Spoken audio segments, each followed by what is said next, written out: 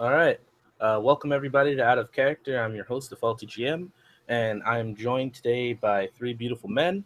One of us can't be here today because he is. Oops. Wow, what an opening. Because he is with his daughter at soccer practice. But we'll get his character sorted, and then we'll start this game another time. But this is a session zero. So if you're joining today, it's pretty much all about creating characters and going through the cipher system and talking about the story pretty much. Um, so if you came here looking for a cool game, it's not going to happen. Um, pretty much all we're going to do is talk about concepts and try to work through characters and all that good stuff. Um, so, gentlemen, if you want to introduce yourselves, please go ahead. If you have plugs that you want to plug in the session zero, do it. Who wants to go first? You do it. Okay, cool. I'm Joseph. Joe. My name's shortened. I don't have anything to plug really. I've got like a mild sort of YouTube channel, but all I do is like Final Fantasy on it. So let's just ignore that and go to someone else. This is my first time doing a Google Hangout D&D RPG thing, so I'm rather nervous. But you know, we're just gonna roll with it. Pun intended. All right, Sean. Hello, I'm Sean, here from Madison, Wisconsin, and really excited to play in this game. I've been running online games in private. I've been putting anything on YouTube for several years now, and really enjoy doing it. And just excited to be part of this new community. So thanks for having me. Yeah, man. Jason. I'm Jay. It's just second time only on Google Hangouts. I'm waiting with bated breath to see what this is all about. All right. A bunch of new dudes. Nice. Be gentle. Cool. All right. So, a really quick thing before I start to go into the cipher system, I just want to go over what the story is. That way, while I'm going through the system, you guys have some like story nuggets that you can, dive into there. So if you guys have any questions about the story as I'm going through it, please feel free to stop me and ask questions. I'm not going to lie, I don't have like everything fleshed out super deeply. So if you have questions, let's go into it. Let's figure out if I know it, and if I don't know it, let's figure it out together. But the essential thing is that you guys are playing as hybrids. So the short end of the history lesson is that at some point humans created synthetics just being all types of machines that could think for themselves. Those synthetics turned on humanity in some type of war that resulted in synthetics using every means of eradication they could come up with to kill off humanity. They used storms, plagues, famines, like straight up just murdering people in the streets. The war did not go in humanity's favor, and unlike most other like robots versus humans things, we did not stay on the planet. We just completely left. So pretty much it's not so far in the future that we have interstellar technology, so we couldn't go to another planet and just be like, well, I guess that's that. So we're pretty much hanging out around Earth and on the moon. The way I imagine it is that like the lunar colony is kind of like where the rich people live because it's the most comfortable. It's actually on a planet. It can expand itself as it needs to, and it has its own resource base. Where the space station colonies or the Earth orbiting colonies, they're kind of like they're making it up as they go along.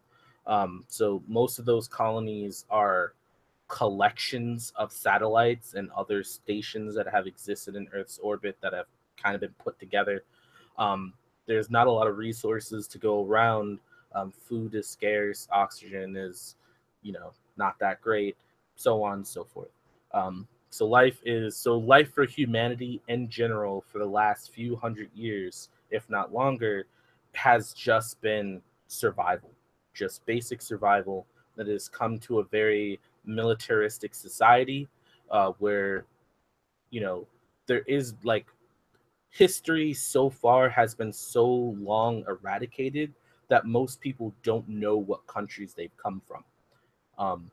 So like they don't know, like they might know the name America, but they have no idea where it's from. They don't know what continent it is. They don't know anything. They just know it's like a small nugget of heritage. But a lot of other people don't even have that.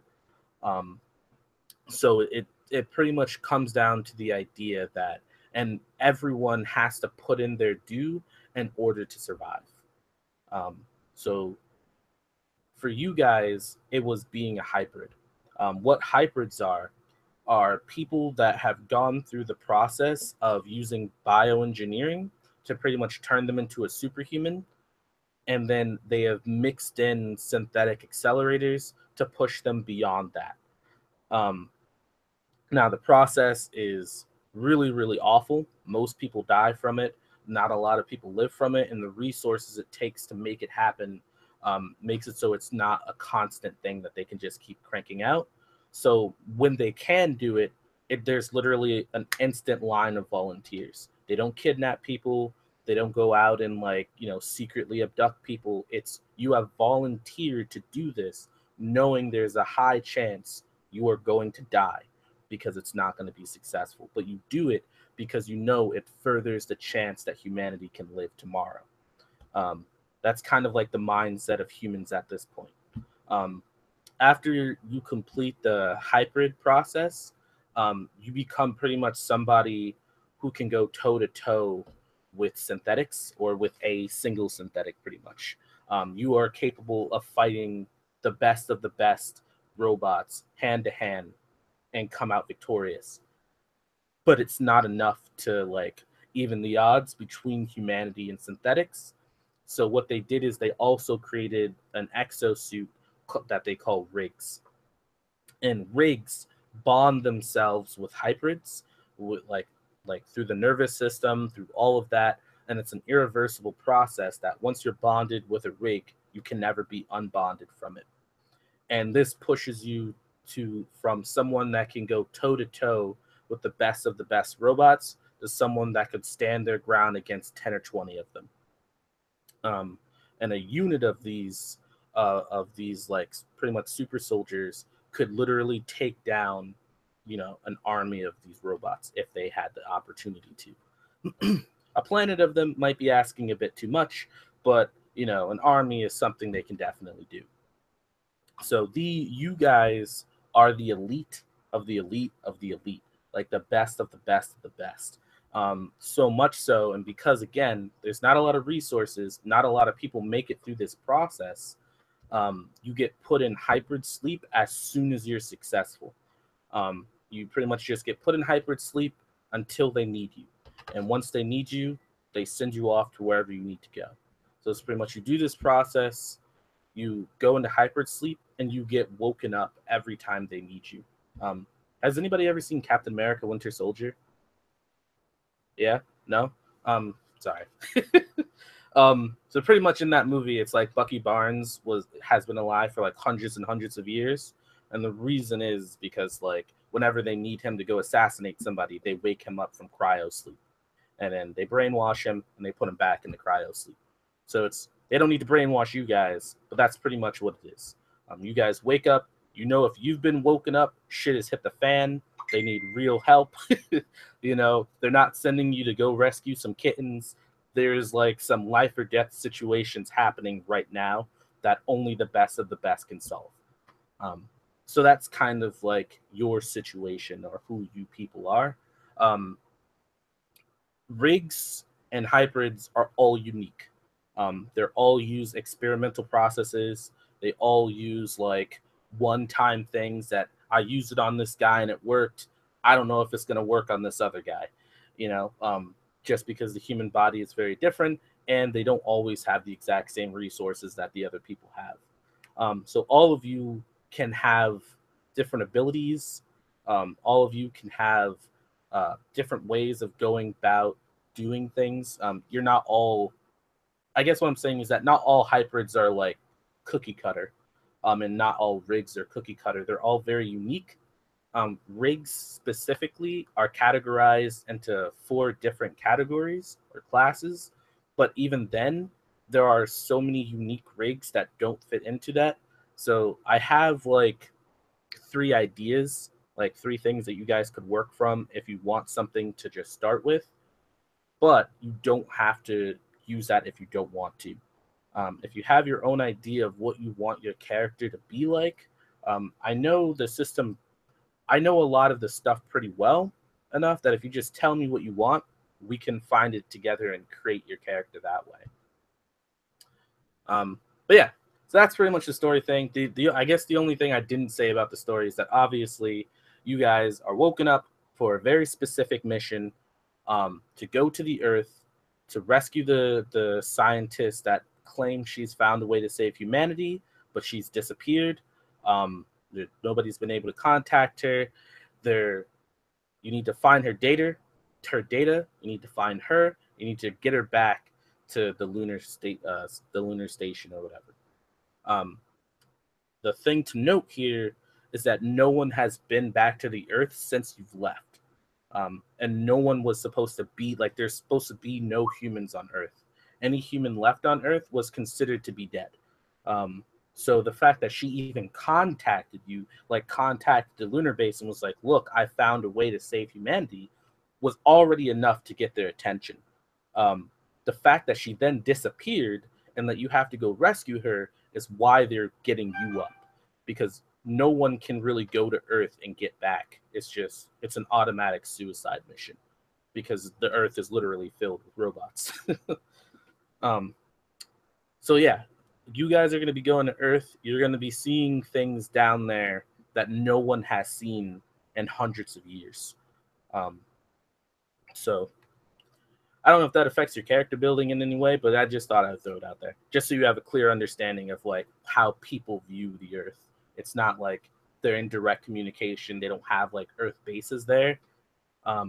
There's just like they have no idea. Like they have no idea what's down there. Yeah, I have a couple questions actually. This is really awesome. Basically, so like how much do we like? How human are we basically? Like, are we like kind of cyborg, like half human, half machine kind of a thing, or do we maintain kind of our memories of before we were enhanced? So your memories, I think, are the most important thing. They are completely intact. So you could literally be someone that was there when humans left, and you've just been preserved all that time. Oh wow! Okay. Someone that's way newer, right? And you have no idea about anything really. So it's all up to you. So our age is really your age really open ended. Yeah, your age doesn't matter at all. Even if you were an old guy, like this guy was telling me about a story where they just take old people. That's something they could do here. All that matters is if the process can work. So cool. I guess the only real thing is that you have to be an adult. It's more of a personal thing. I don't want to play with any children. Okay. But yeah, so you have to be an adult. Mm-hmm. What was the rigs that you had in mind? So there are 3 rigs that I was working on building. I feel like I half completed 2 of them, and I really half completed the last one. So the first one is called like a heavy, or it's pretty much like the tank one. And that one is heavily based off of the warrior class or the warrior type. And what it's supposed to be is like the earlier versions of the rigs are just these big, massive like machines. And they're meant to take a lot of damage to compensate for their lack of speed. So the initial thought with the rigs was that like we won't be capable of going toe to toe with these things on a speed level or reactionary level. So if we just put it with a shit ton of defense, it'll take them a long time to get through it. So that's kind of like the idea for those guys. They're extremely strong. So that's kind of what like most of their features are based on. Let me Actually, I think I can just send it to you guys. I don't know why I didn't think of this earlier. This is what I should have sent to you.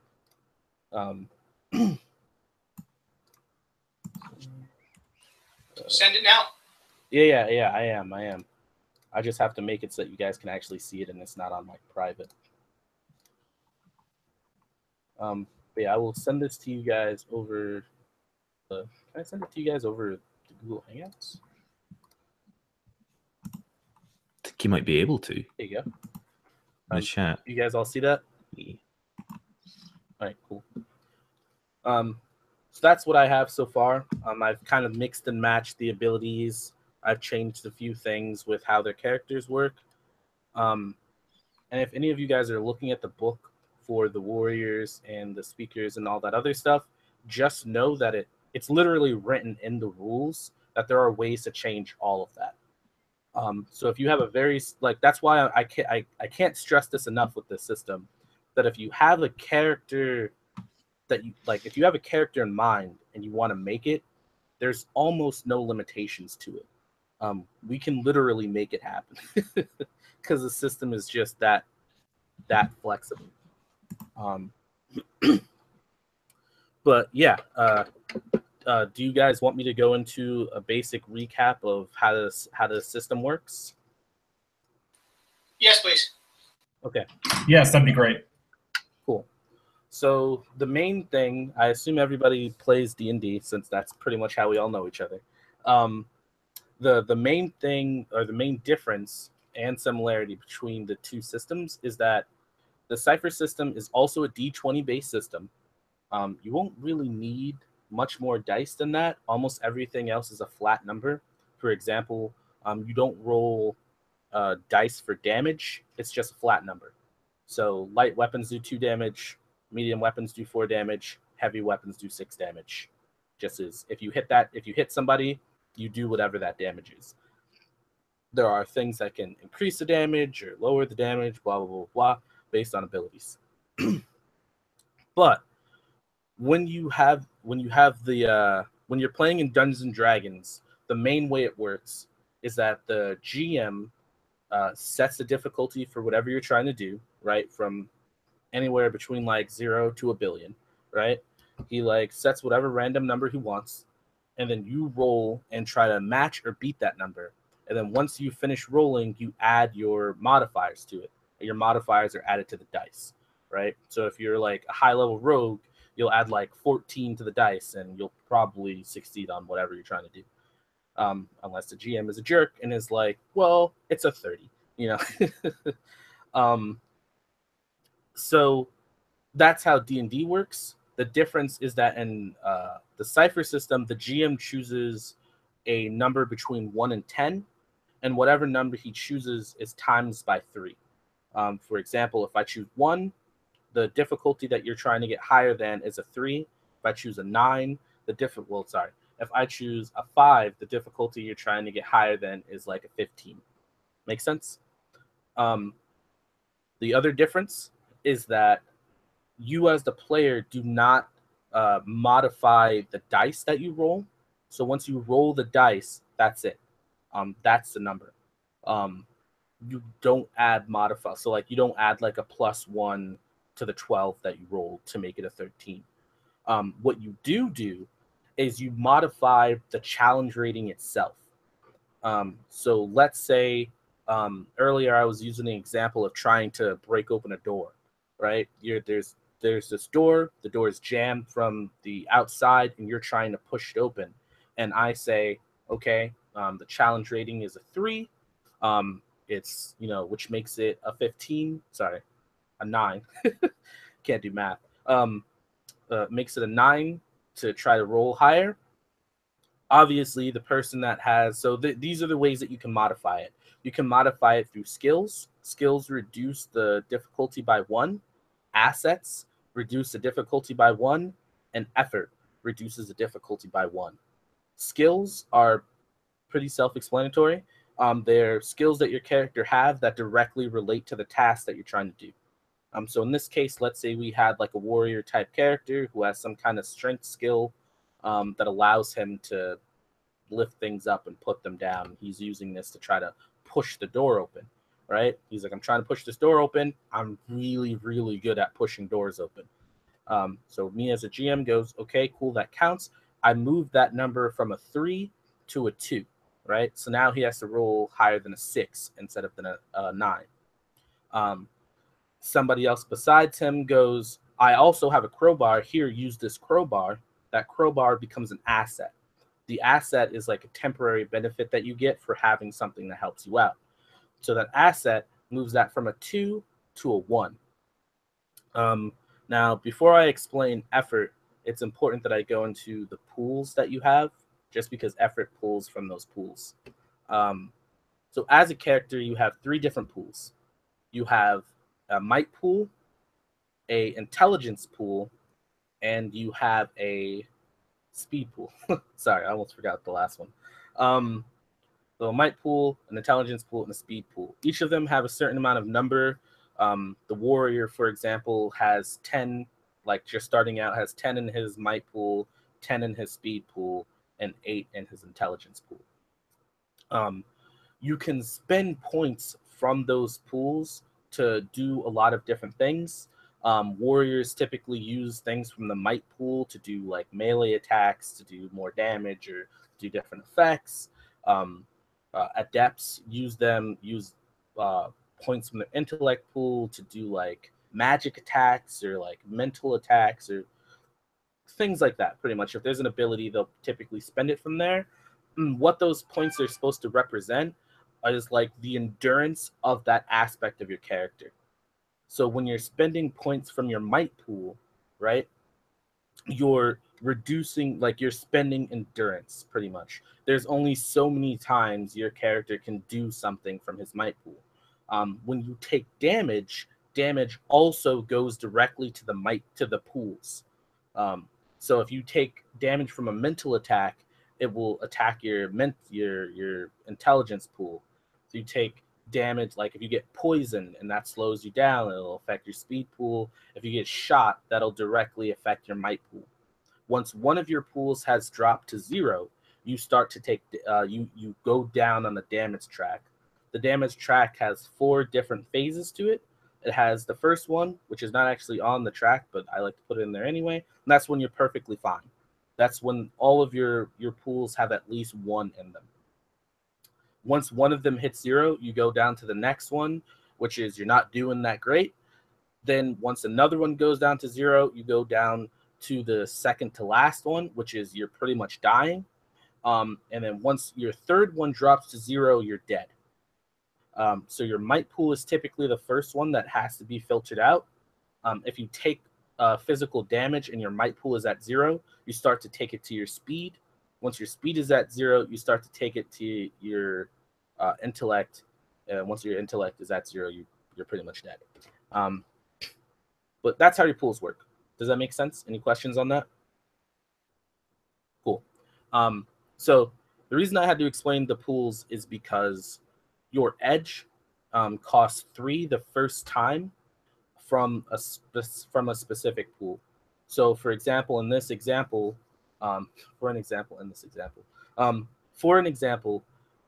if you're trying to open this door using strength, you can apply effort using points from your might pool to apply effort to the task that you're trying to do. When you apply effort, it reduces the challenge by 1 again. Now, there's also a thing in the game called edge. If you have an edge in something, it reduces the cost of an ability that you're going to use during that action. In this case, if that person happened to have 1 in their might pool, 1 in their might edge, it reduces the cost from 3 to 2 to apply effort. Make sense? So the effort would have... Sorry, go ahead. I'm sorry to interrupt. This edge thing you're talking about, is that something we have to declare to use and it's a pool we draw from? Or is it automatically happens. You just have to remember it's there. So as long as you remember, and like, I'll obviously try to be honest about this. I might forget. But if you have an edge in something, it automatically happens. But it's just worth noting it only happens once per action. So if you were to, for example, try to apply 2 things of edge, or apply 2 things of effort, or use effort and an ability that also costs things, your edge will only apply once. And then on your next round, you can use the edge again. So anyway, this person, right, applies effort. They reduce it by 1 because they have an edge of 1 in their might.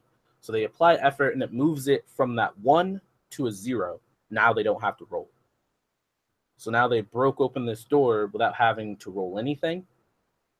And that is the huge difference between Dungeons and Dragons and the Cypher system. Is that, in my opinion, what the Cypher system really encourages you to do is build competent characters that are good at very specific things. That way, when it comes time for your character to do those things, you're really good at it, and you don't typically have to roll. In my home games that I've been playing with this, the characters that they play are very, very specific.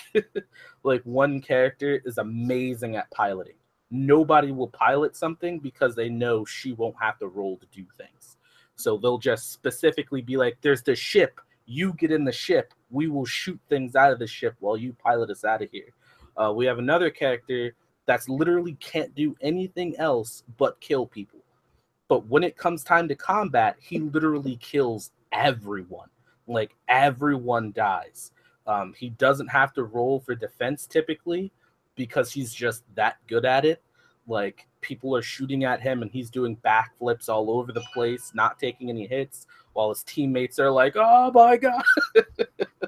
So it's like, it really gives you a chance to really make your character feel like they're super competent at the things that they're doing. And I think it makes other people playing rely on your character for what your character is supposed to be doing. So like it's very unlikely, in my opinion, that you guys are all going to walk into a room and all of you roll to do something. More than likely, what I think should happen, and what's probably going to happen, is you guys are going to look at one person who's really good at doing that thing and be like, do the thing so that we can figure this out. Because you want that person to be able to, like, not just shine and get the light put on them, but you don't want to make a roll. Like, you don't want to have a chance of failure when somebody can easily just make it happen. So like, if there's a combat situation and one of you has built your character for combat and one of you hasn't, that person that hasn't is probably going to look at the person that has and want them to go out there and do the thing. And likewise, the person that hasn't is going to do other stuff during that combat because they know they don't want to get involved in that. So it makes the story a lot more like organic, in my opinion. But I think that's pretty much the basics of it. I feel like I'm missing something. Something to note about combat in particular, since combat is really big about most systems, is that I'm not actually going to really be doing any rolls. The GM doesn't do any rolls in this system.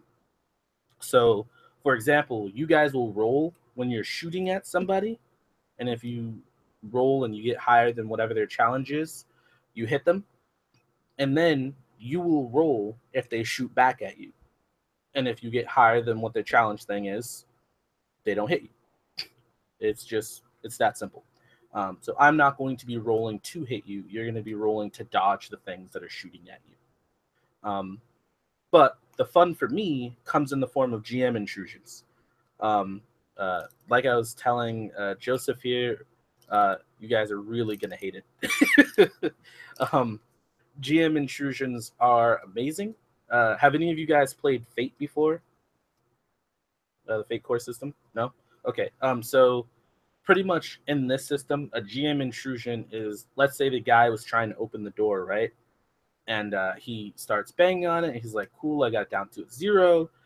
I can go, hey man, would you like to do a GM intrusion? I have a GM intrusion for you. If he has XP, he can spend XP to say, no, get that away from me.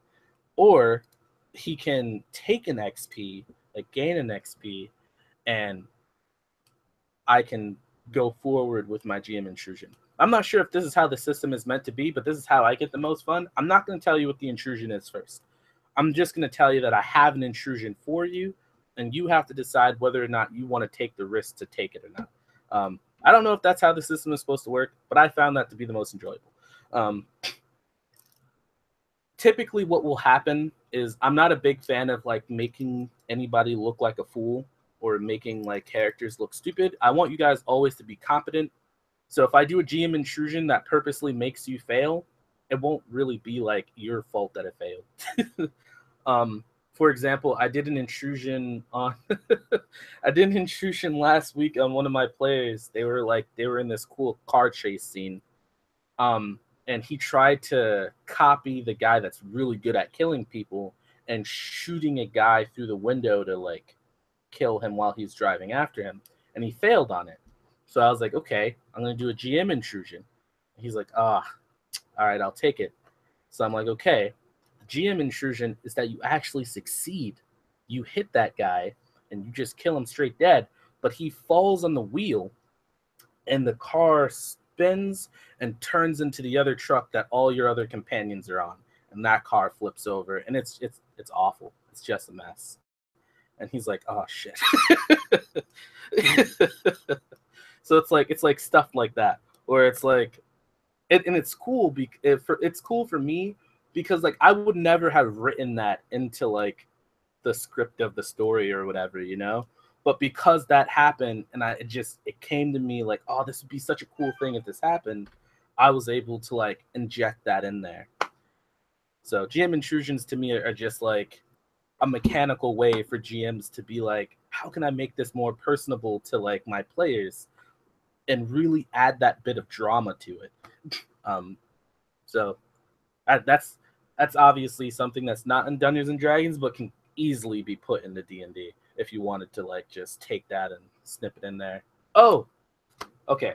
So Joe, this is something I didn't actually run over with you, but something very important about this system is how the XP works. So I did explain to Joe that you don't get XP through combat. So kill as many things as you want. They're not going to give you any XP. You mostly get XP through exploration, through discovering secrets, things like that. In you guys' case, you guys want to figure out what happened to the scientist, where her data is, and all the other secrets that are left on the Earth. When you do stuff like that, you'll gain XP for it. But if you just go off on a robot rampage, you're not going to get any XP. But the XP is very unique in this game in the sense that you don't get like huge chunks of them. Obviously, you'll get a bunch through me like doing GM intrusions and stuff like that, but each one can be used for something different. For example, you can spend an XP to re-roll a dice. So if you ever want to do that, you can. There is something else you could do with an XP. Hold on, let me look it up real quick. This is the thing I always forget. I'm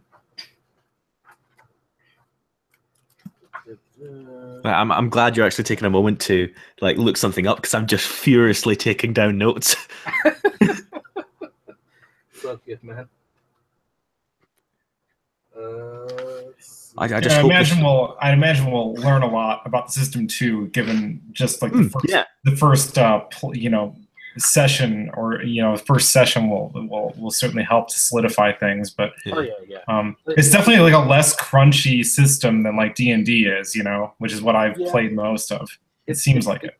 It's a very loose system as far as the rules go, and I like it. Like, it's one of my favorite systems right now, if not my favorite system, just because of the narrative style that it kind of forces you into. Like, just as a GM, I've just been able to create these really cool moments using like the GM intrusions that, again, like thinking back on, I would have never written into the story if that mechanic wasn't in there. Because it creates this really cool situation because the player instantly is put on the spot, right? Like, you're instantly like, oh man, like I kind of want to see what happens, but I know it's gonna fuck me over. Like, like I know it's gonna suck. But like at the same time, what I've experienced is that I was afraid when I was first reading the system. I was like, nobody's gonna accept this. they're gonna be like, no, I don't want this, and they're gonna use their XP to get rid of it. I've yet to have a single player be like, no, I'm not doing this. Most of my players have been like, all right, let's do it. Let's go for it. And it's a personal thing that happens specifically for them. And again, it could also be that if you played this with like a really bad GM, it might suck. Because a bad GM might be like, you slip on a banana peel. Oops. But like I typically use it to like, again, I never want to use it to make your characters look incompetent. It should always be your character is doing something really cool, but unexpected things happen because of that. Like one of my GM intrusions was like, you're shooting at these cars and they pull out a rocket launcher, bro. Like, ooh, what are you gonna do?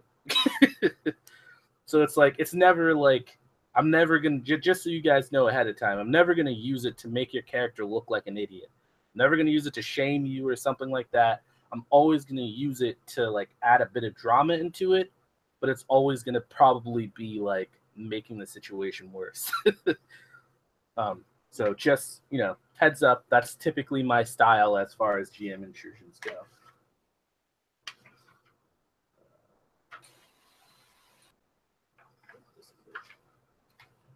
Experience points. So, you may have touched on this earlier, and I don't recall, but the technologies that's available to us, is it just projectile stuff, or are there like lasers and stuff like that? I kind of want to say it could be like a mix of both. But I want to say that the projectiles are probably more manageable than lasers are. I want to say it's probably more projectile based. Now I'm like, when I'm thinking about it, just due to the resources that you have at your disposal. It's possible that robots will have lasers, but yeah, like you won't have like a lightsaber or anything like that. Although I will say, don't worry about like the stuff that you have on you, just because in my mind, because of who you are and probably what you're about to do, humanity will give you everything that they have at their disposal to like send you down there. So if you're like, I need a full-size bed with like, feather pillows, they will find a way to make that happen. Be a pretty boring adventure with a bed and pillows. Whatever you can fit onto your ship, man. No, pillow fort. That's how you take down the enemies. You invite them into the pillow fort, and you befriend them. The robots get there and they're like, wait a minute, this is clearly a trick. He just has a pillow and a full-size bed. But does he have all the stuffing in one end? Oh. Let's see. Oh, I'm not even in there. I don't know if I'm in the red section. This is the only thing I hate, is that like it's really hard for me to find some of these charts. Just because they don't. Sorry, a quick question as well. Was this going to be a one-off or is this a campaign? Originally I was going to make it like a one-off, but if things go well and you guys want to continue, I would not be mad at continuing this. Sign me up already. Depending on how people's schedules are, I wouldn't mind running this as like at minimum like a 3-session like mini campaign, just that I could take more time to really explore the different things. Like we could spend one session going to find the doctor, or the whatever, one to find her shit, one to get back, and then go from there. That'd be kind of cool. But I have to talk to Jacob, see what his situation is. But what about you? What do you guys think? I would totally be up for that. Like, obviously, if like we plan the sessions well in advance, yeah, we're just like, this is the date we'll be doing it. This is the time, because we're in different time zones and that. No, I got you. We'll definitely all like collaborate on the times. Like as you guys saw when I first set this up, I didn't really have time in mind. I figured we'd all work together to figure out what was best for all of us. Yeah, I have a really hard time when I'm running my own games to even just do a one-off. so I tend to think in more campaign mode. But for you, yeah, either 1, 2, or 3, whatever. I'm up for any of it. So Yeah, totally. All right, cool. So yeah, talk to Jacob about it.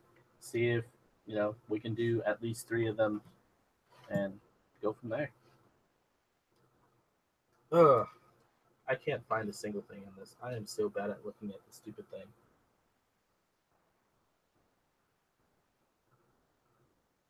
I feel like there's probably somebody that's gonna watch this eventually and be like, "Do this on page whatever."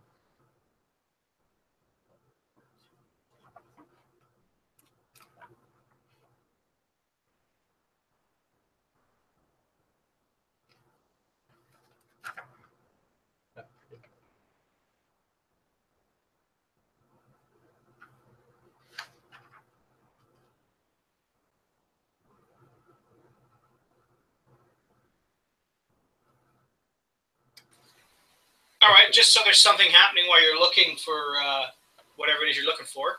Yeah. This is kind of a minor thing, but what sort of do we have personalities, or are we just you've been engineered to kill things? That's what you are. You're a Terminator. No, you definitely have personalities. I think I was explaining this to Sean earlier. You guys maintain all of your memories in your. Oh yeah, that's right. I remember. Yeah.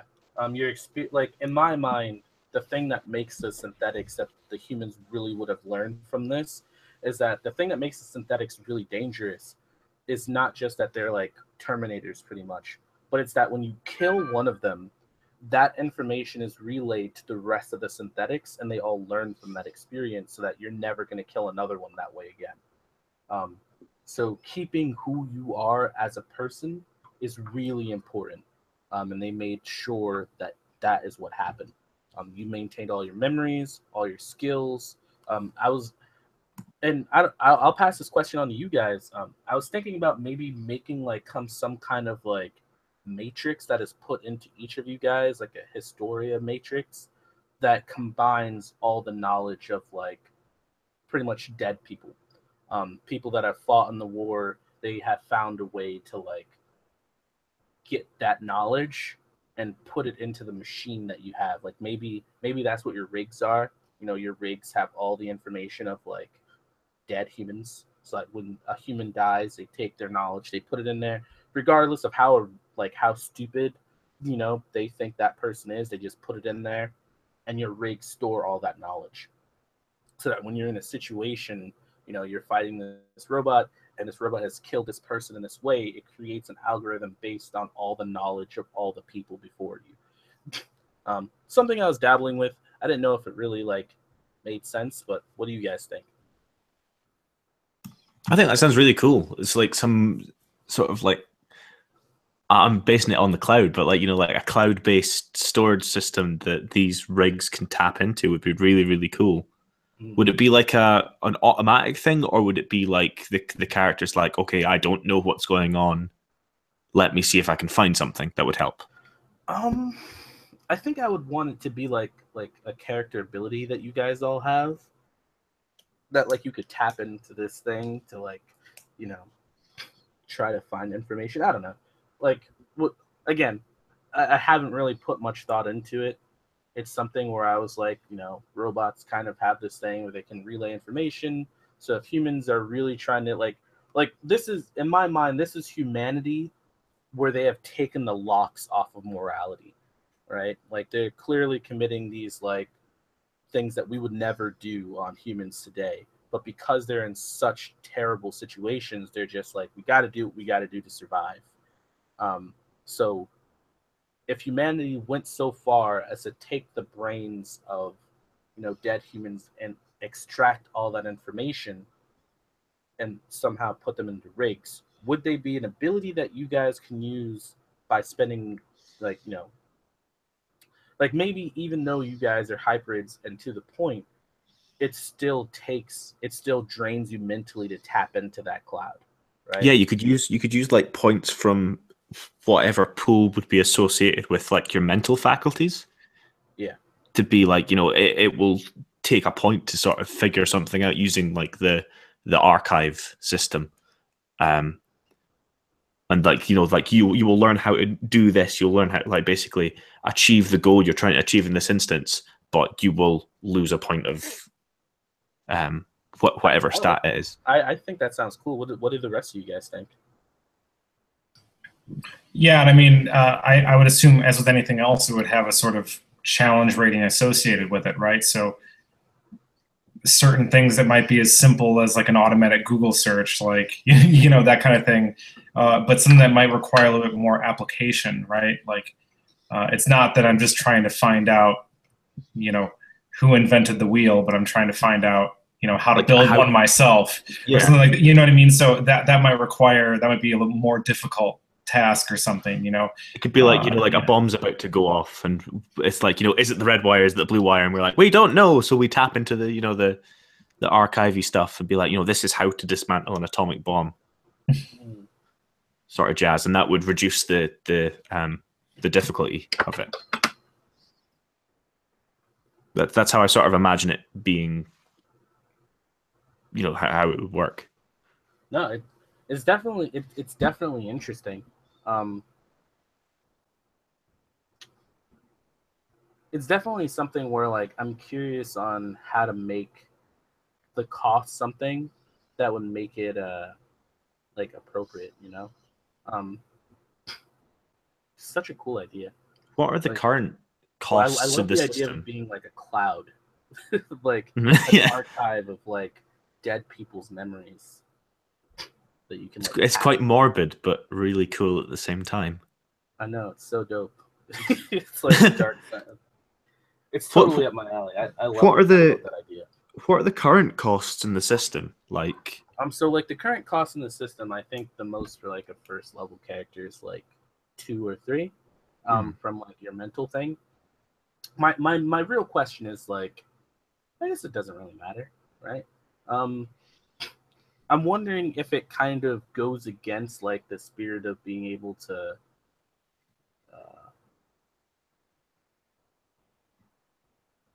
like make people do certain things. For example, like if you're an engineer and I'm like a warrior, and the warrior taps into the thing to be an engineer, does that make sense? You know what I'm saying? Or should there be like the cost should represent what you gain? Like you shouldn't be able to tap, like if you're a warrior and you know nothing about engineering, I think the time it would take you to go through those memories and fully understand how to be an engineer should be represented some way.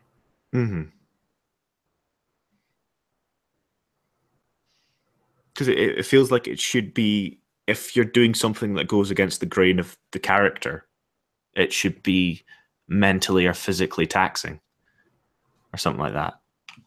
Yeah.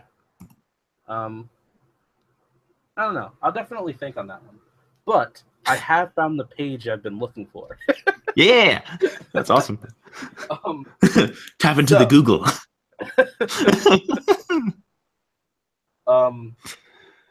So the way experience works is if you get 1 experience, you can use it to re-roll your die. You can also gain like an immediate benefit. It's fine, blah blah. So yeah, pretty much you use 1 XP to get rid of the GM intrusion, to do something really small, pretty much like re-rolling a die, blah blah. 2 XP is used to gain a short-term benefit. So a short-term benefit would be like you walk into or like you use a crowbar, you open this door, but because you've managed to figure out how to open this door, the rest of the doors in this facility will be much easier for you to open. So you can spend 2 XP to gain an asset that would allow you to open the other doors easier. A long-term benefit is 3 XP, and that's like getting a contact. So when you go on Earth, your memory, like you can spend 3 XP and be like, oh my god, I know a guy that was stuck here. I wonder if he's still alive. And that could be your contact on Earth by spending 3 XP.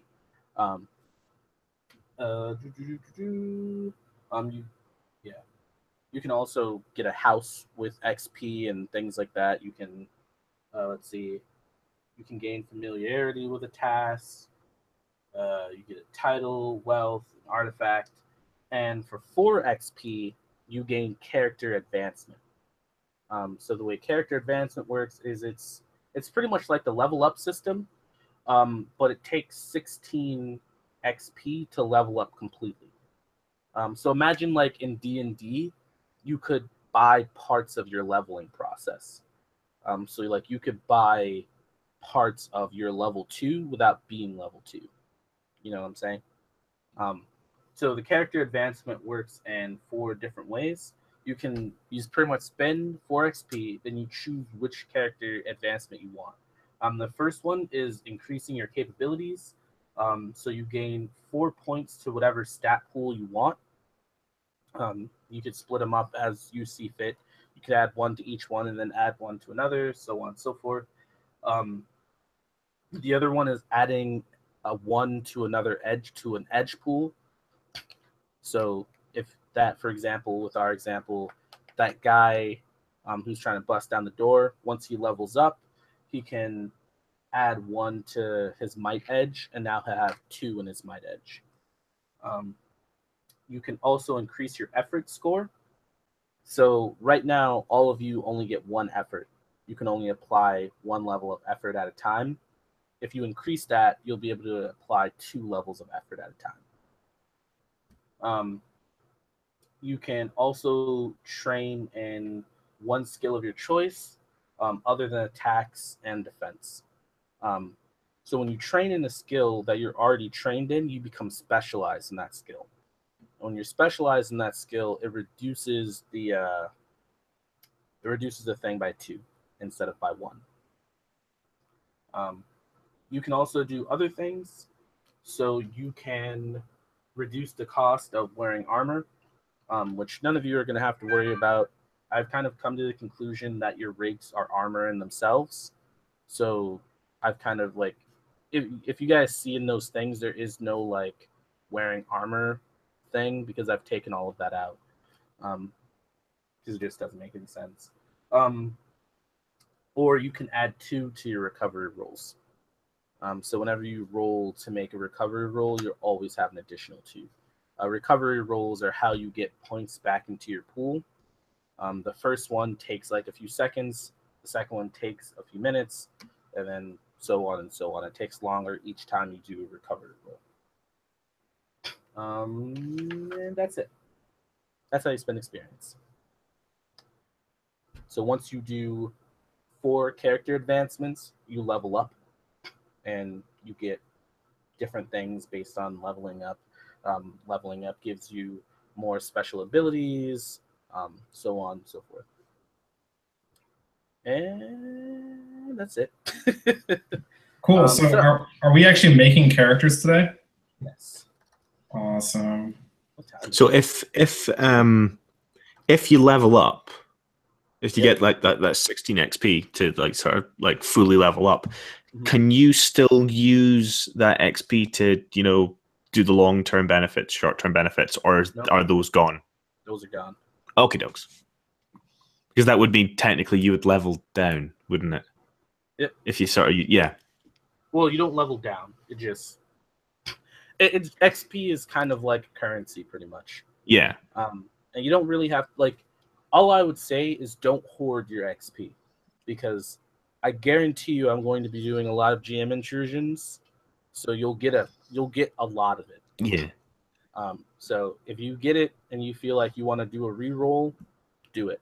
And pretty much the more XP you have, I guess, the less likely it is that I'm going to give you GM intrusions because you have so many. I'll probably do GM intrusions to people who only have like 1 or 2 or whatever. Anyway, so let's go into your characters.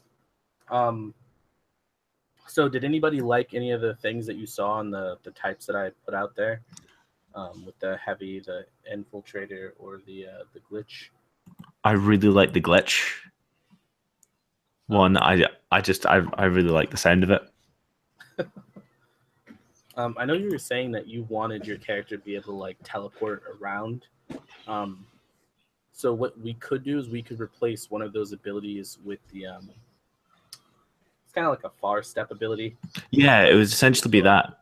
Yeah, you Nothing get to too teleport. crazy. Yeah. So we can just switch that out if you want. Yeah, that'd be cool. And I'm guessing you guys don't have character sheets either, right? No. No. I mean, I like the heavy one personally, but I like playing fighty kind of guys. So Makes perfect sense then. Yeah. But I'm kind of flexible because I have more of like a character concept that I think I could probably apply to almost any of these, you know. So. Cool. What's your character concept? Well, when I was flipping through the book when I first got it, I landed on these character descriptors. I thought they were really cool, and I saw the one doomed. Okay. And I thought that would be kind of fun. It says you are quite certain that your fate is leading you inextricably towards a terrible end. This fate might be yours alone, or you might be dragging along the others closest to you. And then it has and then this is kind of fun. Every other time the GM uses GM intrusion on your character, you cannot refuse it, and you do not get an XP for it. You get an XP, you have to give the XP award to a different player. Oh, that's awesome. This is because you are doomed. The universe is a cold, uncaring place, and your efforts are futile at best. And then I saw this that really sparked my imagination about why I'm on my first adventure. And I like the sorry, where was it? Oh, just the idea of like, why not? It doesn't matter. You're doomed no matter what you do. So I almost feel like maybe I expected to die in the process of becoming becoming one of these machine people or one of these hybrids. I kind of just expected to die, and like every time I get woken up, I'm like, oh god, this again. You know, I'm like, when is this going to be over? Like I'm just doomed. Like we're all like humanity is doomed. Like I have no hope for. You're just like, we're all gonna die. Yeah, but like might as well blow up some robots while I'm at it, or something. You know, like it's kind of this. But I find that to be kind of fun. Like maybe I kind of keep scraping by and like getting, you know. So that's the idea that I have. And I think it's not very fleshed out, but that's what caught my eye when I was looking through the book. So that sounds really cool. I just picturing like this like haggard warrior sort of dude just turning to his like his teammates going like, today's the day I die. I won't be coming back from this. And he's the only one that comes back and he's like, ugh. Every time. Every damn time. You're getting too old for this shit. Yeah, no, exactly. And he's like, no, seriously, guys, I'm really old for this shit. Please stop sending me back out there. Yeah, so I don't know. And I imagine you as the GM might like the doomed thing because you can just force your GM intrusions on me, and I don't even get the XP for it. You know, so it'd be kind of a fun. That is definitely really funny. Okay. So, and you were saying that you're more of like the warrior type, right? Yeah, I mean, that's kind of where I would lean automatically, but like depending on what the other players choose, like I could probably play this character on any of these, you know, rigs. I'm less attached to the mechanics of the character than I am kind of playing that person, you know, if that makes sense. No, I got you. So yeah, I mean, I would lean towards that, but so I have this idea, right? So I think that your character should have like a rig that's like almost the opposite of the heavy, where it's like maybe something similar to the infiltrator, but like you don't use guns. Like your guy is like lightweight, specifically designed for speed to throw yourself at the enemy. And like they chose you specifically for how suicidal you are. You know, like this rig is just meant to propel you at top speed, and you have to get in close to be useful, right? Where like other people are gonna play it safe, you have the one rig that's like almost no armor on it, Awesome. Yeah, no, I'm into it, and that actually fits because I get that jumpy skill, which adds 2 to my speed pool already. So, so that kind of fits in. It fits into it really well. I like that. That's really cool. Yeah, that's And I'm just like cynical and just kind of, you know, just no matter what, everything's gonna go wrong. You know. There's so many cliches you could pull in. It would be brilliant. I almost feel like your character is like a true like Norse like warrior type, you know, where it's like I'm gonna die, but like I'm not just gonna let myself die, you know, like I'm not gonna go out here and commit suicide. You gotta earn the kill.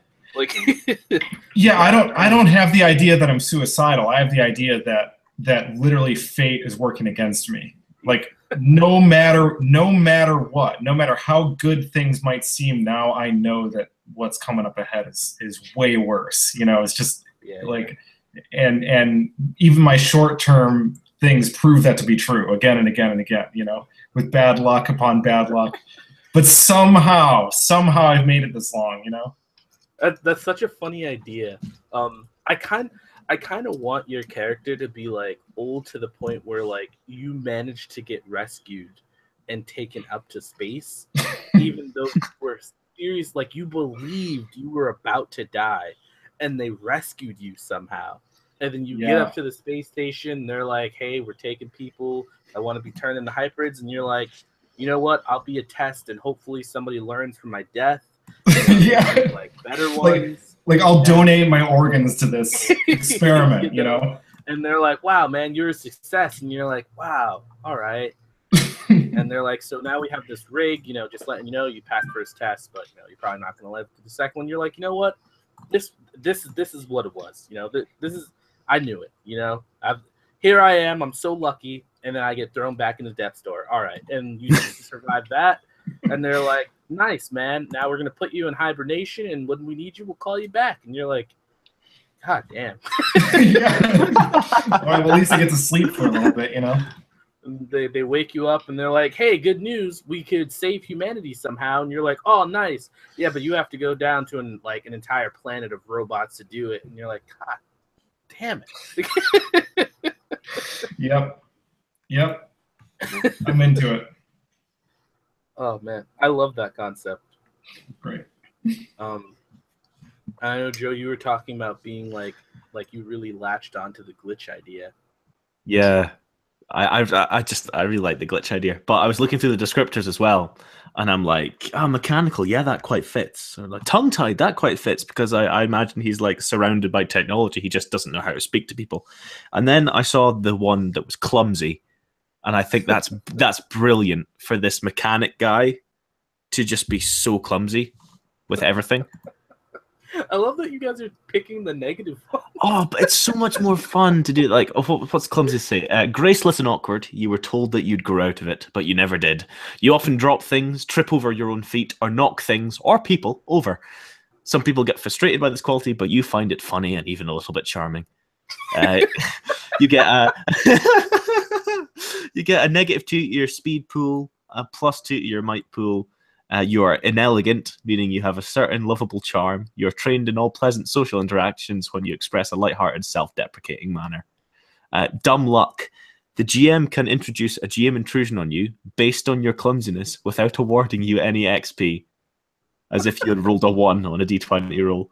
However, if this happens, 50% of the time, your clumsiness works to your advantage rather than hurting you much. Oh, hold on a second. Sorry, guys. Yeah. It's going to be a colorful group, for sure. This is gonna be great. It'll be fun for you. Dude, it's so great that it's going to be fun for all of us, I think. Yeah. I think it's amazing that you guys are both like, you know what?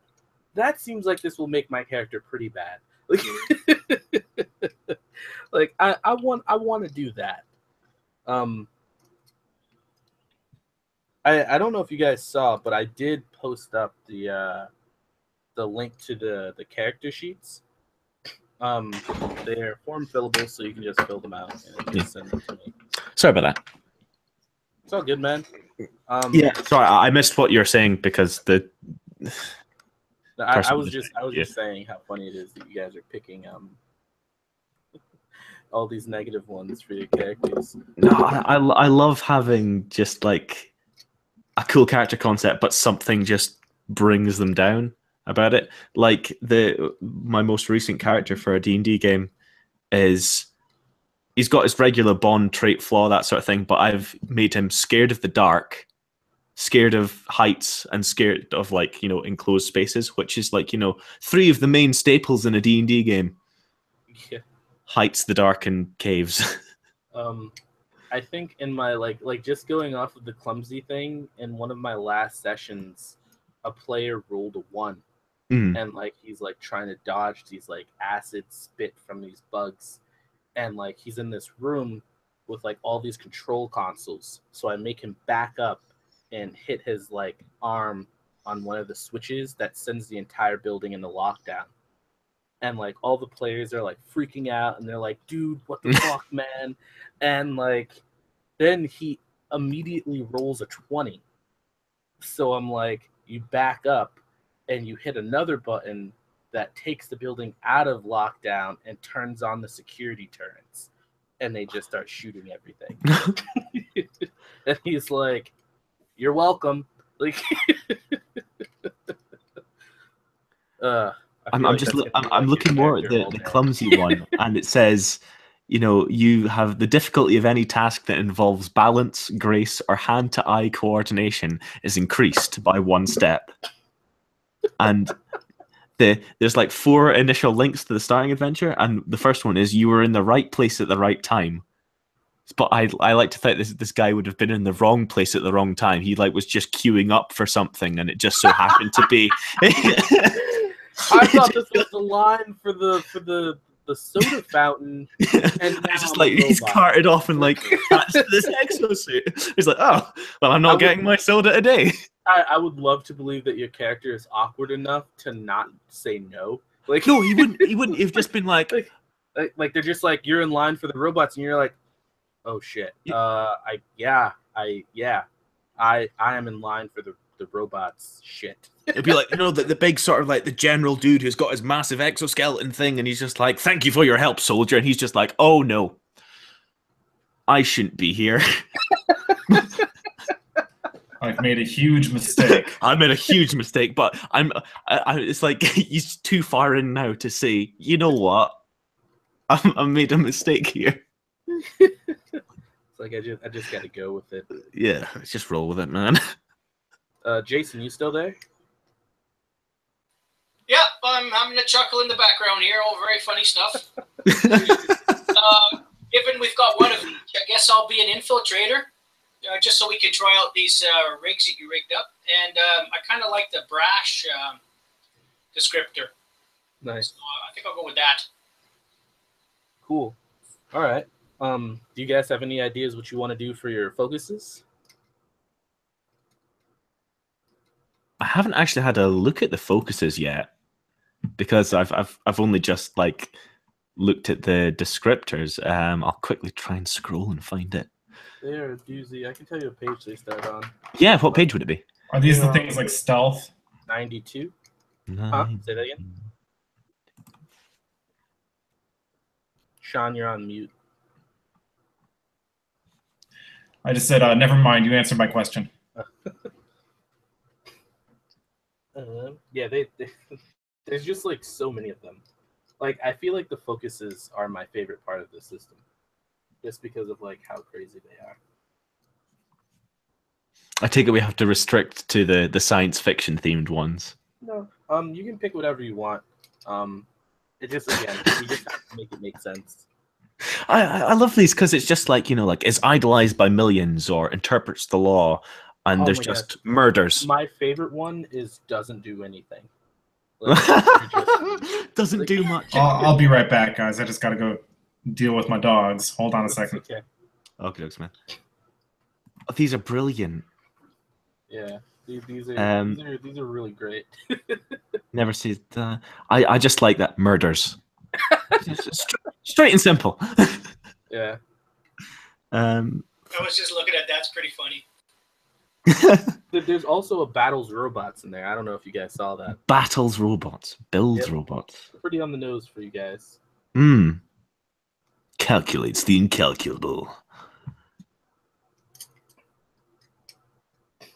Oh, I don't know. They're also really good. They're really good. Yeah. So what I would say is I would think about your character and try to pick one that makes sense for your character, because like it's easy to go like really off the rails. Like it's easy to be like, I'm just gonna do whatever. Like your character might be a siphons power guy. It's like somebody that can steal energy from stuff. Actually, there is one that says, now that I'm thinking about it, there might be one that literally is perfect. I'm looking at talks to machines. Yep, that's a good. Oh, that's definitely a good one for you. I quite like it. Yeah. Since you were young, you had an affinity. I can't speak. An affinity for machines. It seems almost like you were speaking to them. That's a pretty cool one. Yeah, I like that. Yeah. And it fits in with the glitches too, because they like can jack into machines and stuff like that. And this is the focus, right? Yep. And the clumsy and like the doomed one, that's the descriptor? Yep. I should actually probably just type this into the character sheet as opposed to writing them down.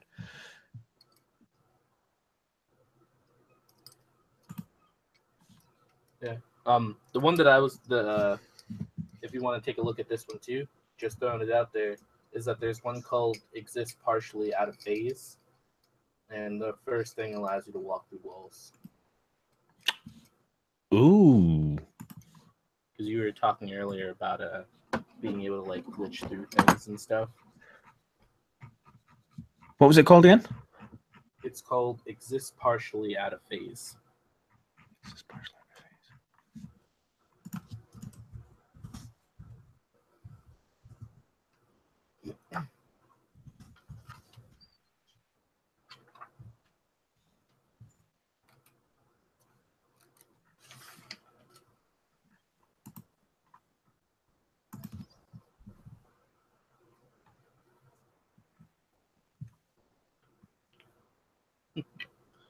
Oh, I like that. That's really cool.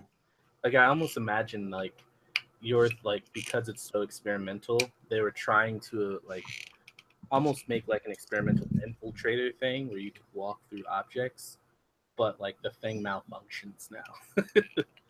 So now you're like constantly both here and not there. Yeah. Yeah, I like that. It could also almost explain your clumsiness when you think about it. Just Yeah, because so you're not like really sure when your body is fully like there. Yeah, he's still not. It could be like he's still not used to it, or maybe it's just because it's so experimental that it just doesn't work properly. Yeah, you know, like the way I imagine it is that like you can force yourself to like go like through objects, no problem, but you can't, like it's really hard to be a fully physical being. So like you're just so used to being almost like a ghost that sometimes you just knock into things. Yeah, that fits really well, actually. I think I'm going to take that one. I'm setting this guy up to fail. I really am. But also making a pretty cool character, though. Yeah. So yeah, what do you got, Sean? You look really intense over there. Yeah, so I was just, I know I got my face really close to the camera, right?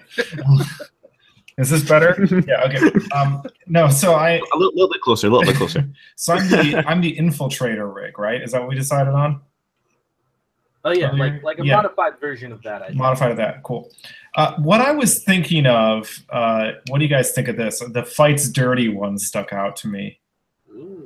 Because it just says, the first sentence is, you know one thing for certain, the only important element of the fight is who wins.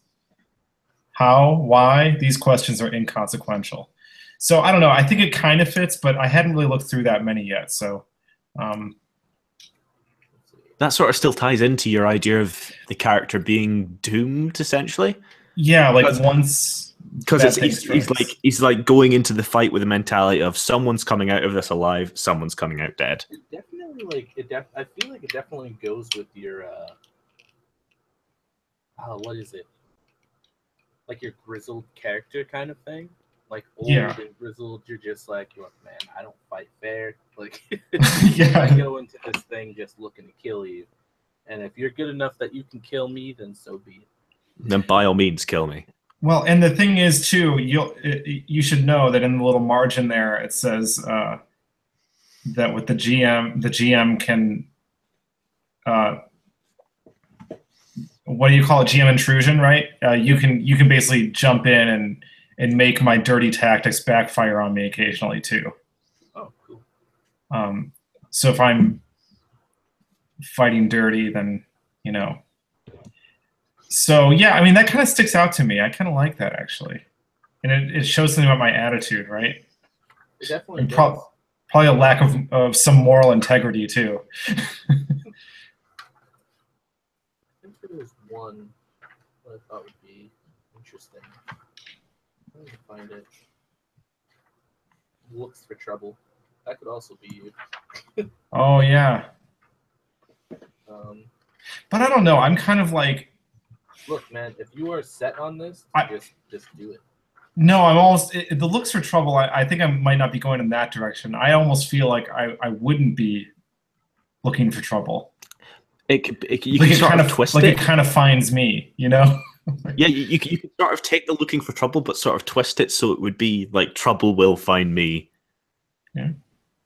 Like That's eventually, cool. which could also be like doomed Yeah. or reckless or. That's true. I still love the idea of the doomed one though. That sounds awesome. It's like shit, I'm alive again. Yeah. What else were you thinking? Let's see. Me. So, Anybody? Yeah. the looking for trouble one is interesting because it adds more points to your melee damage. Oh, let me see that. I haven't looked through it yet. I was thinking rages maybe, since like being a berserker, but I don't think that makes sense with your character. Yeah. Like the way it's Like he would probably originally know I how was to like, fight. Berserker rages, but like the way you're describing him doesn't sound that way. Ba-da-ba-da-ba. All right. Well, while Actually, you're going through the looks for trouble, the description's pretty good too. So yeah. What about you, Jason?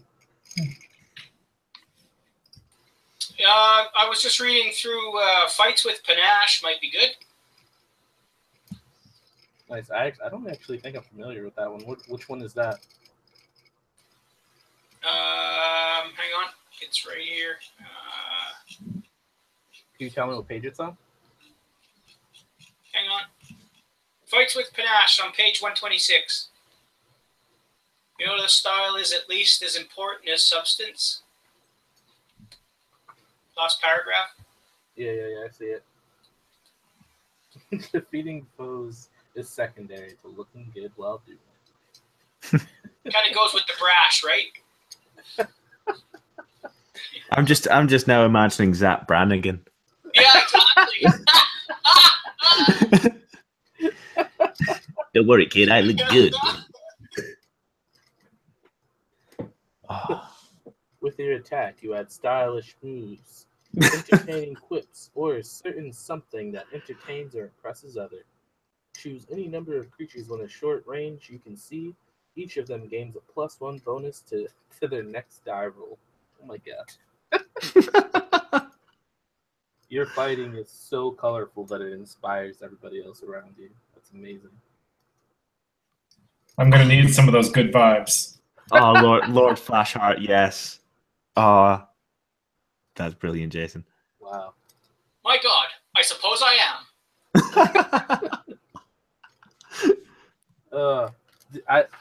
I have nothing to say to that, my friend. I have nothing to add that cannot already be said. You win. You win. Campaign over. You win. Oh man, that's awesome. I don't think I've ever read through that one. There's so many of these that I actually read through. It's really funny. Wow, that's hilarious. All right.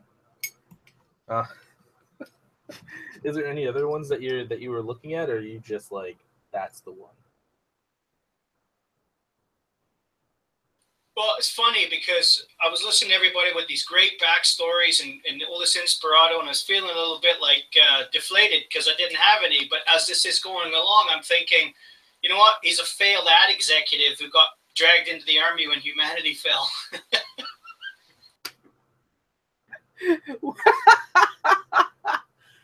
Oh my god, that is amazing. A failed ad executive. Wow. So you okay, so you're pretty old too then. Yeah, I'm an old feller. Wow, nice. So you and Sean are like both hundreds of years old. What thing did you say you were using? You're an infiltrator too, right? Yeah, infiltrator. Are you like, do you know what kind of build you're going for? Are you gonna go like full stealth, or are you gonna do like more I don't know, something else? Well, given that I'm brash, full stealth doesn't really fit. But it's kind of they're kind of polar opposites, aren't they? So that might be interesting. I don't know. I don't really have an idea. Just the ad executive thing was the only bit of inspirato I had. Interesting. Okay. So the other thing I kind of want you guys to think about is that you guys aren't like new bloods.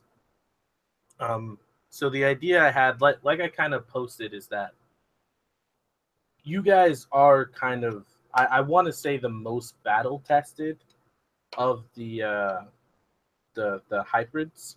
So like you've been sent on missions before, you've been sent to other things to fight synthetics.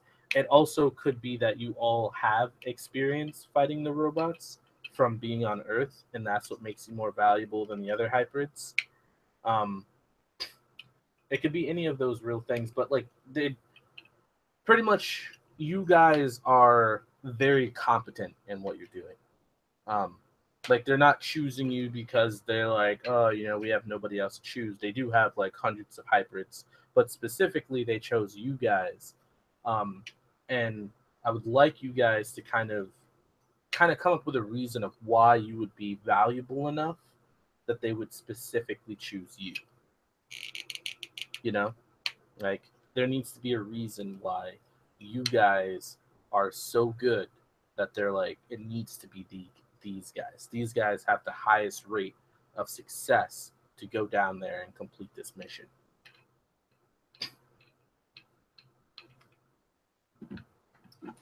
So, like, in game terms, we all have adventured together and that kind of a thing. So we all kind of know each other.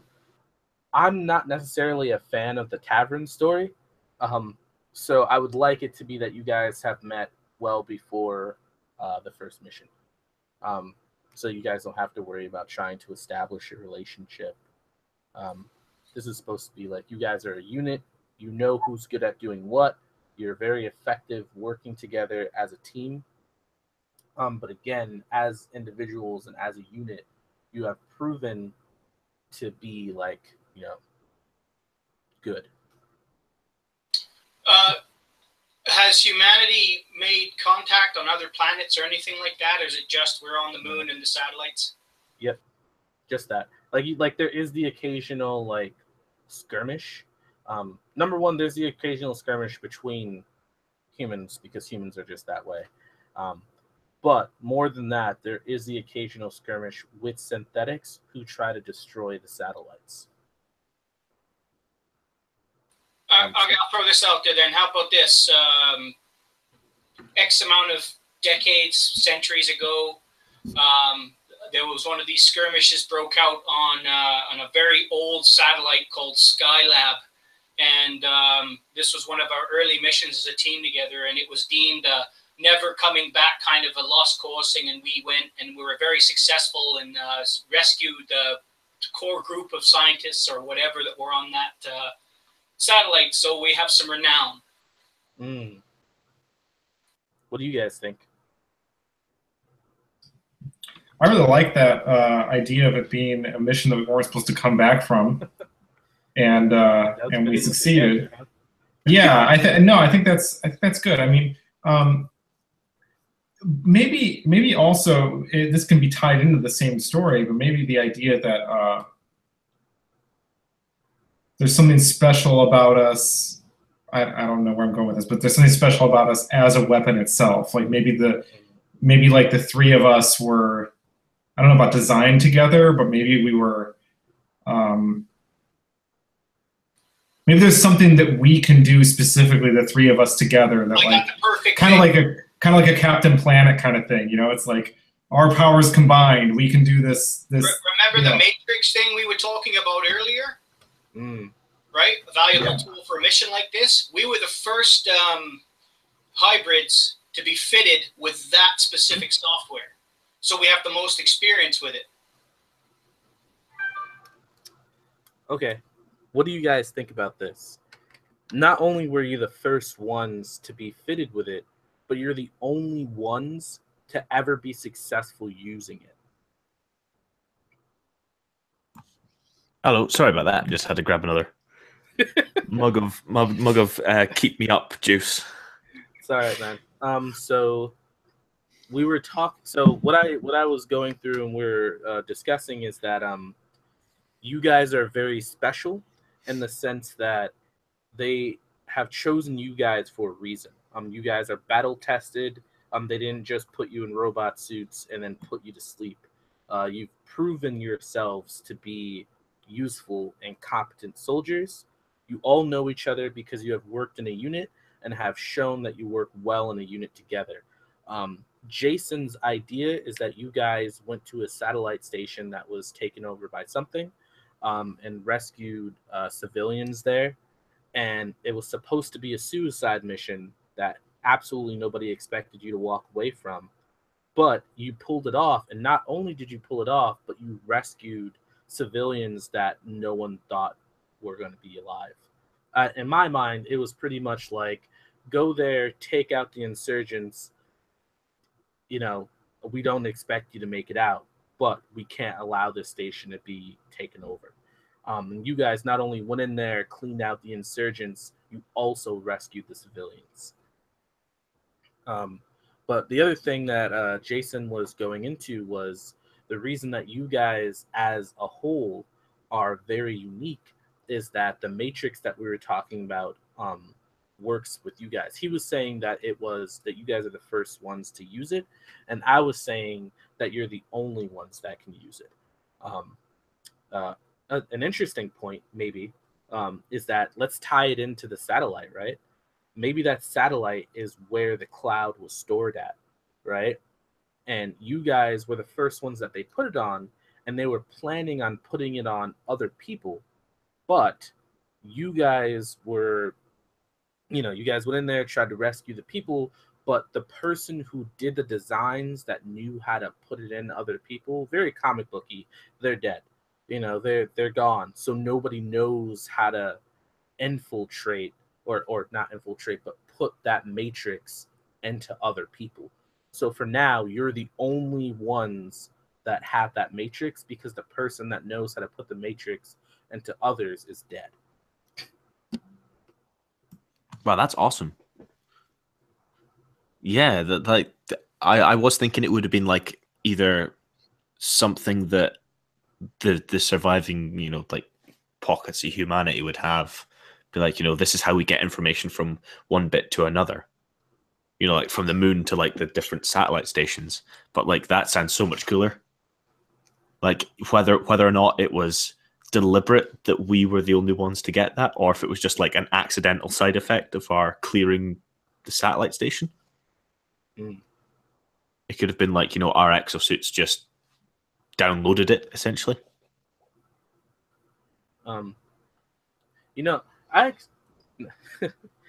The more I think about this, the more ideas I have. No, go ahead, Sean. Oh, go ahead. I was gonna say, here's another kind of different angle at it. What if, because we're so old. Maybe we were some of the first hybrids to be created, and maybe the people that created us actually used like parts of these robots to create us before the humans had the technology to kind of do it on their own. And in creating us with the actual robot technology that they didn't really know what they were harnessing, and out of an accident we got this access to this matrix. And all the ones that were created after us, all these hybrids were created after us, were created with basically just human technology, and they don't have that. Although they might be superior to us in other respects because of more modern technology and all that stuff, we have this one piece of software, this one computer chip that we don't have access to anymore because only the machines have it.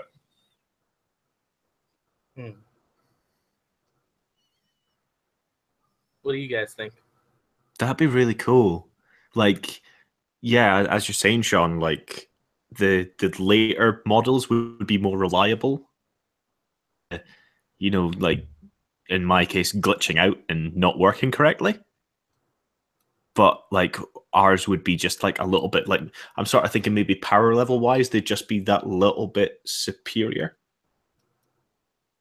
because of like the incorporation of like the robot stuff. What do you think, Jason? Yeah, I think that's a great idea. Specifically using the technologies pilfered off of the robots on Earth. And us being old, we'd be in a bit more of a resource-rich environment when we were created, which makes us a better type of hybrid, even if it is old technology. Yeah, and old technology not without its faults, right? I mean, they might be able to create hybrids now that are physically stronger than us, or that that can do. They might have lasers or something they might have that we don't have, but we have this access to this special piece of software that, Okay. Interesting.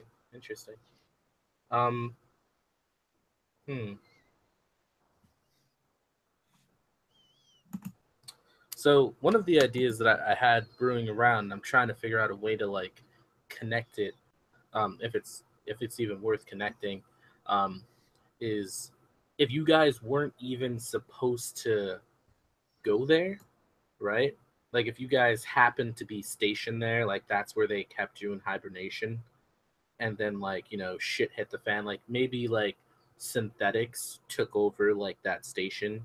It was going to like drop it into another station or something like that, and it was like this huge to do, and everybody's like, there's no way we can go and take out an entire station full of synthetics. You guys get woken up. Maybe like the scientist at the time like installs this thing into you guys, like they just finished developing this chip, and like he can't figure out like everybody else to wake up. Maybe the protocol for waking up the newer ones is more complicated, so it takes longer to wake them up. So he's just like, you guys wake up, stab this into you, you have the matrix, and you guys use that to like take out all the robots in that thing, stop the collision of the ship into another one, and saved all the lives of the civilians that were left on that ship. But the guy that was working on the matrix like originally died, so he has there's no way to replicate the process other than like taking you guys apart. And like I've already said, no one is willing to take apart a hybrid. It's just not worth it. Yeah, I love this idea. I think both ideas can absolutely be married in the idea. It just depends on what time frame this all happened. Yeah. Because that very story could be like, the guy that basically put the matrix into us, who died, met his untimely end. Like that could have been the robot technology from Earth that he just happened to have and kind of put in us. We might have still been some of the original hybrids. Those ideas could be tied together in that way, but I don't know if it's better to just go with one or the other. I mean, I'm fine with either. I like both ideas, Well, like my idea is that. So I guess my idea is that the bioengineering is human technology, but the synthetic technology is like robot parts, pretty much. like whatever they had scavenged of robots before they left, they have like this huge vault of like pretty much robot scraps that they use to keep making. And that's why I say like the resources to make hybrids is really scarce, because there's only so many there's only so much robot parts that they had before they left hundreds of years ago. So every time they fail, they pretty much have to like scrape the robot parts off of this like corpse and like put it back in the vault and try to use it again. Could it be that because they're making these rigs out of the synths, could it be like whatever are made out of it, could it be more organic as opposed to manufactured? Like it has been manufactured, but it's sort of like it's got almost a mind of its own, and it sort of morphs slightly. So the rigs, the more prototype rigs, are more attached to us as opposed to the later models.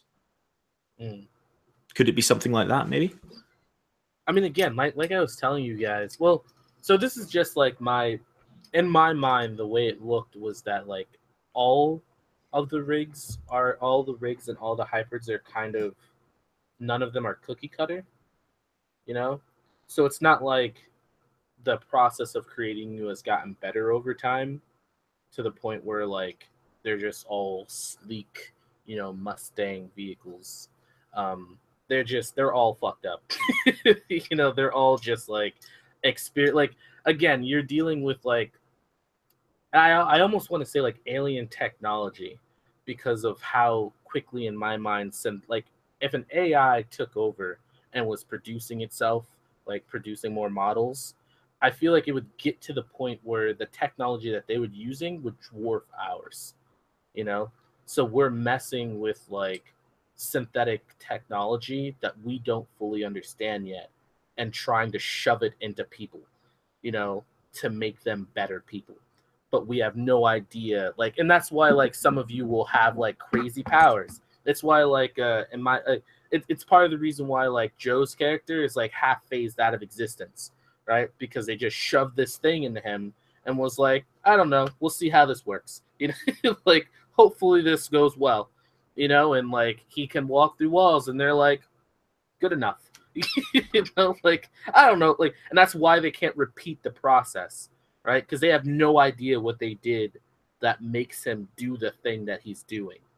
So it could be like whatever chip it is, whatever like, you know, injection or whatever that they put into the person, it develops differently depending on the person. I mean, like this thing would be a little bit different in the sense that when we were talking about it, we were saying that it's a cloud of human consciousness that they're constantly adding to. So it has to be a human construct of some sort, right?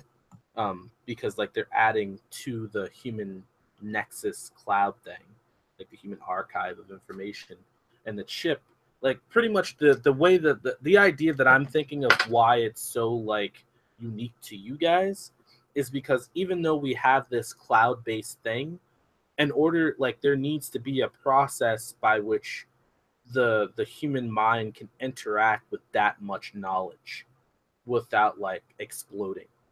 And there hasn't been like the correct transfer, like putting in like, instead of allowing you to absorb all that knowledge, what the chip or whatever that you guys have in you allows it to stream in slowly so that you can like surf through it and gain the knowledge you're looking for without being exposed to all the knowledge at once. But again, it's such an experimental thing. It's this one guy on this one station was working on this thing. And again, there is no, in my mind, there's no scientific protocols. There's like, he has no guy looking over him, telling him to do this. This is just a human being that has the knowledge and says, I want to do this thing to help humanity survive. And this is what he was working on. Like there's no like monetary funds. He has no backing. It's just, I'm doing this thing. People gave him what he needed to make it work. And that's what he was working on, you know?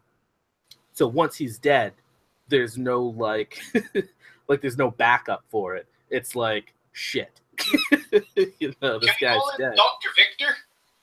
We can call him whatever, man. Dr. Victor, think about it. It's literary. Call him Victor Von Doom. Yeah, I like it. That's great. Yeah, so it's like he pretty much created the process of which you guys can use it correctly. But again, it's I'm a comic nerd, so like this is like typical comic book like bullshit, where it's like, oh no, the guy fell asleep making Captain America's shield. We can never do it again. There's just no way. There's just no way. Like, so like that's kind of like where my mindset is that like this guy, like he's dead. Yeah, he didn't write it down. That was kind of short-sighted on his part. Like, you know, like sucks to suck, I guess. So like it seemed it would appear to me that you would be important because they would be trying to reenact what created you, but while you're there, they're totally gonna use you. Like, like while you exist, they're gonna be like. So thinking about it, it all makes perfect sense why they would send you guys, because it's like they have the human nexus. You know, that's should be comparable of competing with, you know, the synthetic nexus of all that information that they have. Hopefully this works.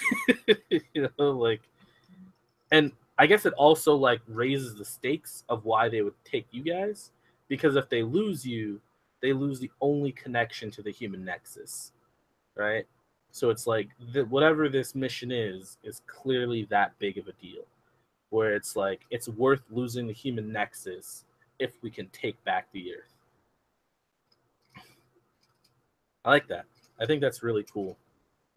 I'm definitely going to have to think about like the method of using the human nexus, or if it's just going to be like a flavor thing, maybe. I don't know. Because I think it could probably work either way. Yeah, I mean, I think it'd add a lot to improv, and just trying to find out, you know, ways for us to negotiate certain things in the world. Yeah. Like it could even be that you guys have just gotten like so used to like using specific information. So like for example, right, like Sean, like as a soldier back on Earth, you've probably never used swords before. You know, but because you've been connected to the Nexus for so long, you're just so good at it now. You know, like specifically on how to use swords and get up close and like just rip robots apart. I don't know. Yeah, I'm totally into it. I could totally wield a sword. That would be awesome. Ooh, I like that idea, man. Yeah. Free will. I don't know what the I don't know what each letter breaks down to. Oh yeah, like you come up with the anagram first, and then you figure out what the letters come up with. But yeah, no, that's my idea. Like, the nexus is called free will because it differentiates the human nexus from like whatever synth AI hive mind stuff they've got going on. Just an idea. I like that too. I like the synth thing, like the synth as like the short term that people will use for synthetics. Shorthand. All right. All right. So just like to recap, I guess, because I think we're pretty much all in a pretty good spot. So we have, or matter of fact, I don't know why I'm going to recap. Sean, just go over your character real quick. Yeah. Okay. So I'm going to be an infiltrator rig hybrid that's going to focus on speed and fighting, but more importantly, I'm a rugged, old, crusty guy who knows that fate has the best of him. I'm going to be fighting against terrible odds, and I know that not only am I doomed, but all of humanity is doomed to die, but might as well go on my mission. I'm going to be really unhappy to be awoken for this task. But, you know, I don't want to die, but I know it's going to happen. So I'm going to go down with a fight. And I'm going to wield, I don't know, some insanely large sword, I think. I really like this idea of kind of being medieval, you know, in a sense, like, but relying on my speed and my quickness to survive. All right. Joe? Yeah, so I've already got a name for the guy as well. Nice. He's going to be called Atlas because I like the name. He's going to be a very clumsy glitch hybrid rig dude who, because of the prototype style of his rig, he will be existing partially out of phase, able to, glitch through stuff, sometimes not of his own accord, just because of how fragile the technology is that's attaching him to this rig. Cool. I don't know. I don't think he would have. If he has any weapons, he will probably not be able to use them very well. I would like to imagine he's got some sort of multi-tool, some sort of essentially like a Swiss Army knife or some sort of like Batman-style utility belt that he's just got. Dude, you don't have to have any weapons. Like your guy can specifically be there to do like the engineering aspect of the He probably would. He'd probably be like the more like I'll figure out this code while you guys are smashing up the robots. I mean, to be fair, your guy could actually have I think it'd be interesting if you had like an unhealthy like interest in machines. Mm-hmm. Yeah, most people are terrified of machines just because of where they put them. But like you're just like, oh my god, I'm going to the Earth where all the robots are. Like, this is gonna be great. All right, Jason. Okay, I actually thought the fellow in the middle there, Sean, was going to be a heavy. If he's not, I can be a heavy. That's fine. And I'll go with a heavy who is a failed ad executive who's brash and fights with panache. Oh my god. So you're an ad executive that became like one of the most powerful like like rigs out there. That's pretty great. Yeah, that's pretty cool actually. So yeah, like I said, the way I envisioned the heavies were to be like these like I've kind of changed their stats up.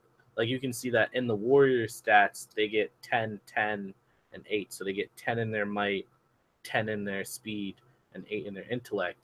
But for the heavies, I changed it so that they get 12 in their might. Oh my god. Okay. Sorry. Something really quick that I don't know why I didn't say. So for the superhero thing in this book, like the book has like different ways to do different types of settings. And in the superhero one, they have this thing called power shifts. And power shifts act as like free levels of effort to do things. And the idea that they did behind this was that if you're playing like like a comic book type game, right? You want your characters to be like obnoxiously powerful. Well, in this game, I want you guys to be really powerful, and I want it to show through power shifts. So if you're looking at the Google Doc I shared, you'll see like some of them have like I think the heavy and the infiltrator both have a thing that say they start with 2 power shifts and like a certain thing in a certain category. So the heavy, I think, starts with 2 power shifts and resilience, which adds automatically 2 + 2 to their armor. And the infiltrator starts with +2 to their dexterity, which gives them which reduces. It adds pretty much 2 levels of effort to speed defense rolls. You guys will also get 3 more to put wherever you want. The glitches, again, like I was saying, Joe, earlier, I haven't really finished them yet. So, like, I don't really know where they go. So you can just put them wherever. If you guys don't want those points to go there, you can put them wherever else you want. Let me get to this page real quick.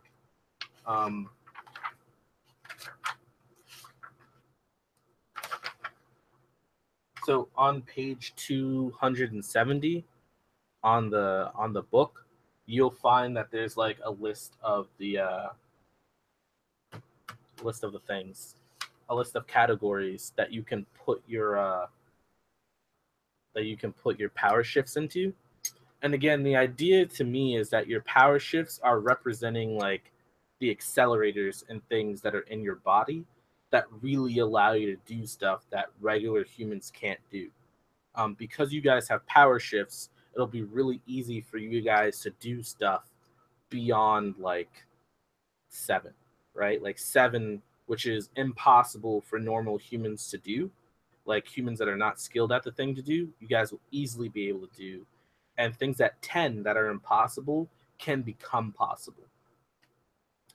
So at 10, you need to at least bring it down to a 6 to make it possible, right? Which means you would need to have 4 skill in something, right? But because you have these power shifts will not only allow you to do this, but they will add on top of your skills that you already have, on top of the effort that you apply. They don't count for skills and they don't count for effort. So they're free to use. They're always in use.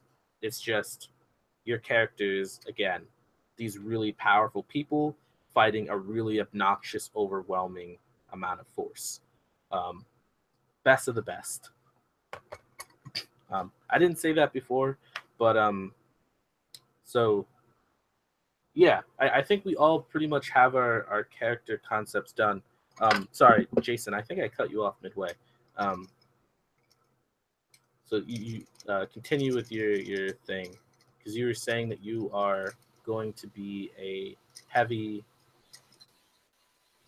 Yeah, I'll be a heavy, brash, fights with panache. And the ad executive thing was just what I was thinking of at the time. If you want, I can run with it. If not, I can find something else. I'm pretty easy going. It's up to you. The one thing I will say is I don't think it was quick. Like, in my mind, it was a really long, brutal war with machines. So I don't know if you really would have been an ad executive.